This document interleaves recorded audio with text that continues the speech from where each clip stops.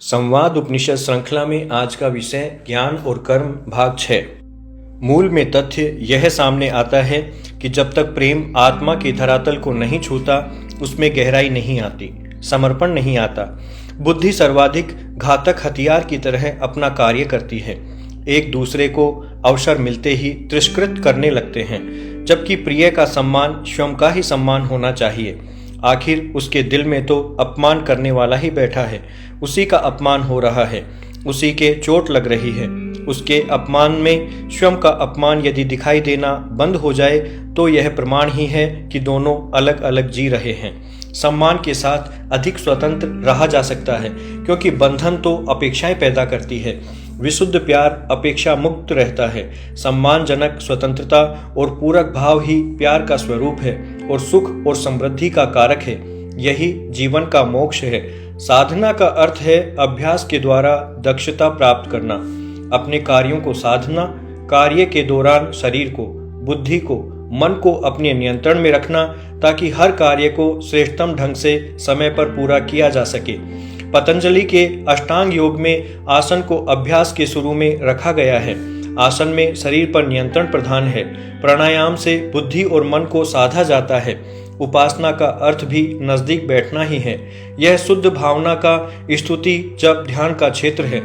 जो पास है केवल वही नजर आता है, शेष लुप्त हो जाते हैं। यह प्रक्रिया नजदीक से नजदीक होते हुए एकाकार हो जाने की है। तब सारे आसन साधनाएं स्वतः ही समाप्त हो जाती हैं। आध्यात्मिक साधना को उपासना कहते हैं। यह मूलतः भाव प्रधान होती है। उपासना में मन के नियंत्रण का अभ्यास मुख्य होता है। मन में उठने वाली इच्छाओं को, इंद्रियों के व्यापार को आत्मा की ओर मोड़ने का प्रयास किया जाता है।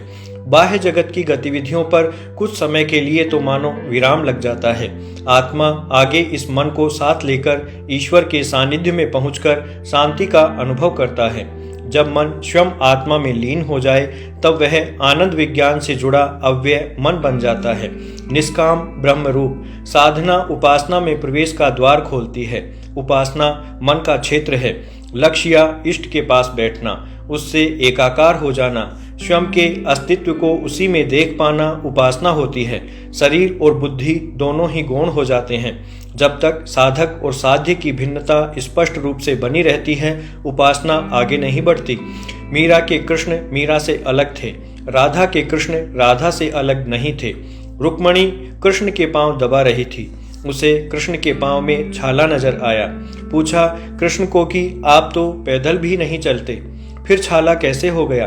कृष्ण ने कहा कि तुम्हारे कारण हुआ है। जब राधा यहाँ आई थी तुम उसकी सेवा में थी। ईर्ष्या के कारण तुमने उसे गर्म गर्म दूध पिला दिया। उसके हृदय में मेरे चरण रहते हैं, दूध से छाले हो गए। उपासना रूपांतरण का मार्ग है। साधना भौतिक सिद्धि, निपुणता, विशिष्टता प्राप्ति का मार्ग है। अभ्यास करने का मार्ग है। उपासना का शरीर के साथ संबंध नहीं होता। मन को मंदिर बनाकर इष्ट को प्रतिष्ठित करने का मार्ग है। किसी के हो जाने का मार्ग है।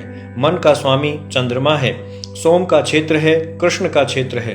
रात्रि काल मूल रूप से उपासना के लिए प्रयोग किया जाता है। मनीषी इसी काल का उपयोग करते हैं। वैसे तो रात्रि में आसुरी शक्तियों का प्रभाव भी बढ़ जाता है। साधारण लोग सूर्यास्त के बाद अपनी चर्या पर विराम लगा देते हैं। योगियों के लिए यह दिन होता है। इसी भेद के कारण साधना अहंकार बढ़ाने का माध्यम भी बनती है। उपासना तो प्रेम में ही होती है। समर्पण और अहंकार साथ साथ नहीं रहते।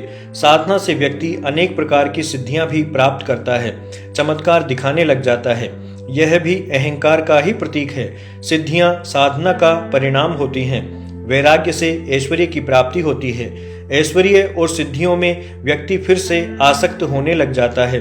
आगे बढ़ने का मार्ग अवरुद्ध हो जाता है। धन और सत्ता से भी सिद्धियों का अहंकार बड़ा होता है। आज मंत्र तंत्र हमारे देश में पूरी तरह व्याप्त है। समृद्ध लोग तो और भी अधिक जुड़ते जा रहे हैं। वैसे तो सभी उपलब्धियों का उपयोग व्यक्ति स्वयं के विकास के लिए करता है, किंतु यह अहंकार का ही प्रभाव है कि इनको दूसरों के अहित के लिए उपयोग करता है। अहित किसी साधना का अंग नहीं हो सकता। अहित का तो प्रभाव भी स्वयं का अहित ही होता है। जब तंत्र का प्रभाव सामने वाले पर नहीं होता तब लौटकर उसी व्यक्ति पर होता है। अहंकार का इससे भयंकर परिणाम और क्या हो सकता है। उपासना प्रेम है। इसमें मीरा की तरह लोग पागल दिखाई देते हैं। व्यक्ति साध्य से एकाकार होने लगता है। उसके मन में करुणा, क्षमा याचना, श्रद्धा, समर्पण आदि भाव एक साथ ही प्रकट हो जाते हैं। अश्रुधारा का प्रवाह भी दिखाई देता है, जैसे स्वयं को स्वच्छ कर रहा हो। इसमें आत्मा का परिष्कार तेजी से होता है। संशय या शंका को स्थान नहीं मिलता। इसका हो जाना आसान नहीं है। यह स्वतंत्र रहकर नहीं समझा जा सकता। जब किसी सद्गुरु के सानिध्य में रहने का अवसर मिले, गुरु अपना सारा प्रेम एक ही शिष्य पर उड़ेल दे, अपनी उपासना और ईश्वर प्रदत्त ज्ञान शिष्य को समर्पित कर दे, तब वह शिष्य इन पहलुओं को आत्मसात कर सकता है। इसमें व्यक्ति की श्रद्धा के साथ साथ गुरु का तप और देने का भाव अधिक महत्वपूर्ण है। शिष्य में प्राण प्रतिष्ठा करना है। गुरु भी स्वयं को भूलकर शिष्य में ही अपना स्वरूप स्थापित कर लेता है। गुरु की उपासना से ही ऐसे शिष्य तैयार हो पाते हैं जिनमें उपासना करने की क्षमता रहती है। वे अपने रोम रोम में गुरु के स्पंदन अनुभव करते रहते हैं। जब तक गुरु रहता है, दोनों एकाकार रहते हैं, अभेद हो जाते हैं। गुरु के पास जो होता है वह शिष्य को प्राप्त हो जाता है। आगे शिष्य का नया मार्ग प्रशस्त करना होता है। ऐसे गुरु शिष्य के भीतर देव स्वरूप समाहित रहते हैं। अतः गुरु के बाद सारे स्पंदन उपासना के माध्यम से फिर गुरु की ओर ही मुड़ जाते हैं। भक्ति का यही स्वरूप है। इसमें सभी प्राणों की दिशा ऊर्ध्वगामी हो जाती है। शरीर और बुद्धि का प्राकृतिक कर्मों तक उपयोग रह जाता है। मन की सारी कामनाएं एक रूप में सघन होती जाती हैं। साधक और साध्य पास होते होते एक हो जाते हैं।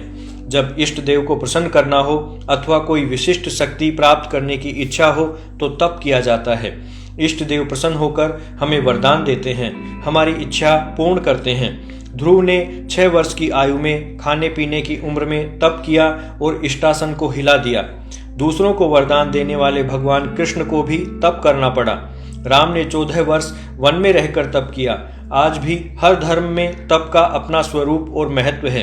व्रत, उपवास, जप, ध्यान आदि सभी तप की परिभाषा में आते हैं। तप समतापे, मन का ताप बढ़ता है, तपना होता है, कुछ त्यागना होता है। इंद्रियों का अपने विषयों से अवरुद्ध हो जाना इंद्रियों का ताप है तथा उन सब के कारण मन की अव्यवस्था मन का ताप है। इंद्रियों का ताप रजोगुण से जुड़ी हुई कामनाओं से संबंध रखता है। इस ताप को सहन करते हुए तप के मार्ग में आगे बढ़ने पर अंत में अद्भुत तत्व की प्राप्ति होती है। जहाँ जहाँ मन जुड़ा होता है तथा उसके किसी अंश को जोड़ना पड़ता है तो इस छोड़ने की प्रवृत्ति को संताप बढ़ता है। किसी के निमित्त यह छोड़ना ही तपन है, अर्थात देवता के निमित्त मौन, निराहार आदि का तप। अपने आप में कुछ खाली करना इसका उद्देश्य है ताकि कुछ शोधन हो सके, कुछ नया प्राप्त हो सके। तप संगतिकरण और दान यज्ञ के अंग हैं। यज्ञ सृष्टि में निरंतर चलने वाली क्रिया है, सृष्टि का कारक है, नियामक है, संहारक है। अतः तप भी उतना ही महत्वपूर्ण है। एक तप जो व्यक्ति के शरीर में अध्यात्म में चलता है वह शरीर, मन, बुद्धि और आत्मा का तप है। एक तप सृष्टि का है, प्रकृति का है। दूसरी ओर प्राणों का तप है, मन का तप है, शरीर का तप है। आत्मा हमारा कारण शरीर है, जहाँ से प्राण उठते हैं। जहाँ प्राणों की गति है वह हमारा देव भाग है, सूक्ष्म शरीर है। हमारा शरीर 5 महाभूतों का बना होने से पशु प्राण में भूत पिंड है। क्रिया सदा यजु में होती है। ऋक और साम स्थिर भाव में रहते हैं। ऋक नींव है, साम हमारे शरीर की सीमा है। आत्म ज्योति गर्भित प्राणों में जो गति होती है वह सूक्ष्म है। क्रियाएं भी इन्हीं प्राणों से प्रभावित होती हैं। यज्ञ भी मूल में तो प्राणों में ही चलता है। शरीर तो परिणाम है, शरीर से श्रम किया जाता है। तपन तो प्राणों का होता है। तप, अनशन आदि किसी अन्य के निमित्त किए जाते हैं। इससे सृष्टि के भूतों की मात्रा कम होती है, पशु भाव घटता है। आत्मा में रिक्त स्थान की जगह नया सन्निवेश आता है। यह नया ही देव भाग है, प्राण भाग है, अपूर्व है। नए प्राणों का आना ही तप का परिणाम है। इसी से विशिष्ट गुण प्राप्त होते हैं।